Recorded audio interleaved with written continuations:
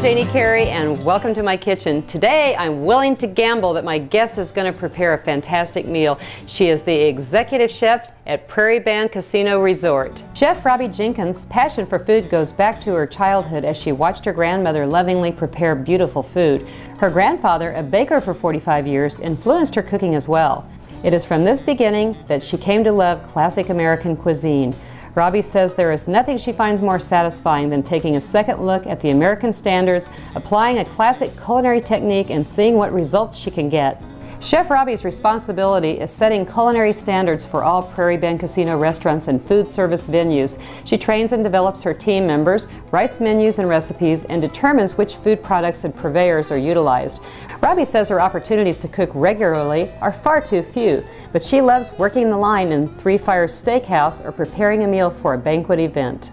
Robbi, tell me about the Three Fires Steakhouse. Three Fires Steakhouse is a wonderful restaurant at Prairie Casino. It's a very pretty room and a lot of ambience. We have a new chef, his name is Ben Webb, talented young man, and you can come out any evening that we're open and enjoy dry-aged steaks, wow, and prime beef and fresh seafood and wonderful pork chops and pasta.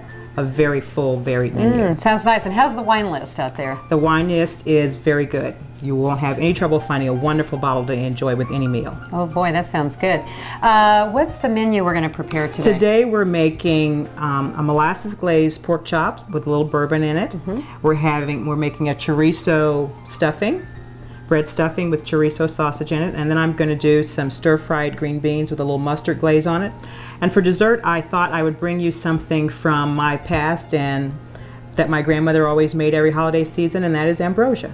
Boy, this sounds delicious. Wonderful meal. Well, let's get started first, because we're going to start with the chorizo stuffing, right? Yes, we are. And I started off by cubing about 7 cups of bread. Now, 7 cups of bread is about 1.5 pounds of bread. Okay. So I cubed that up, put it in a slow oven, 325 degrees until it got dry, but not browned as if you were making croutons. And the next thing you need to do is you're going to have about 1/2 pound of chorizo. Now, chorizo is Mexican sausage, or you may get chorizo Spanish style, which that's different, isn't it? It is. Spanish style chorizo has smoked paprika in it, and it has been hung to dry as in the salami tradition. Mexican chorizo is a fresh product, sort of like ground pork, ground beef. You will find it much more available in the grocery store. Then I add diced onion and diced celery, chopped garlic, and some fresh sage. Turn the heat up just a little bit so I can get myself a nice sizzle going on here. There's nothing like fresh herbs, and you know, if you're using dried, let's just say that fresh isn't available where you are right now. The rule to remember is if you're going to use dry, you use about half of what you'd use for fresh, because the flavor intensity is a little stronger when in the drying process. Okay?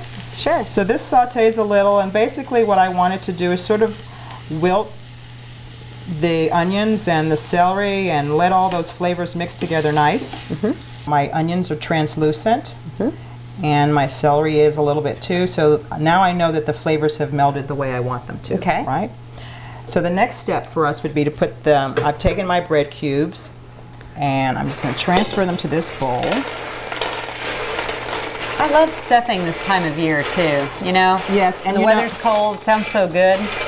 And stuffing is one of those things that is wonderful with pork. And I think we think of it so much as a traditional Thanksgiving food, but with convenience bread cubes and things like that, you can have stuffing any day of the week now. That's right, that's right. And I do think you're right that people forget that it's not just for Thanksgiving. Right. So, this is kind of a one bowl thing. So while you're doing that, should I crack the eggs? Sure, that would be great. The eggs are going to give it a little richness, a little fat. Just going to loosen them up a little bit. And I'm going to pour this whole thing over in there. This smells really great already. Doesn't it? What I've got here is about 2 cups of chicken stock. Okay. And what I'm going to do, I'm going to not pour it all in at one time because I really don't know how much my bread's going to take. So, and as one of my favorite television chefs says, the best tools are clean hands. Very good. So. I agree. And you can't really tell if you're getting all the bread coated with moisture unless you use your hands. I love to feel the food. I love to feel the texture of the food. That tells me a lot more about if I'm doing the right thing by the food, if I can feel it. This is ready to transfer to an oven-proof baking dish.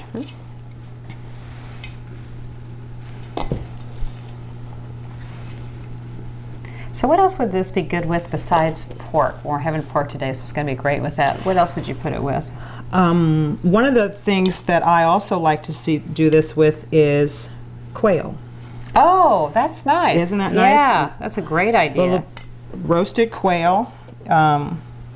You know, you can buy those dressed and everything now. So, and actually you could put this stuffing in the cavity of the quail. Oh boy. Okay. Yeah. Or, you know, of course you could roast a chicken with it or stuff a chicken, something like that. Oh yeah, that's right. Yeah. That's right. It'd be very nice. So, you know, you don't have to cover it or anything, right? I don't have to cover it.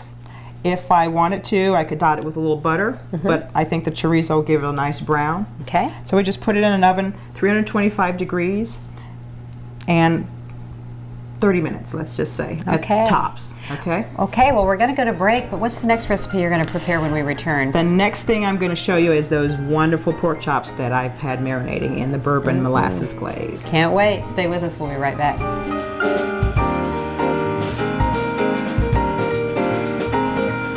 For recipes seen on today's show, visit our website at freestatestudios.com.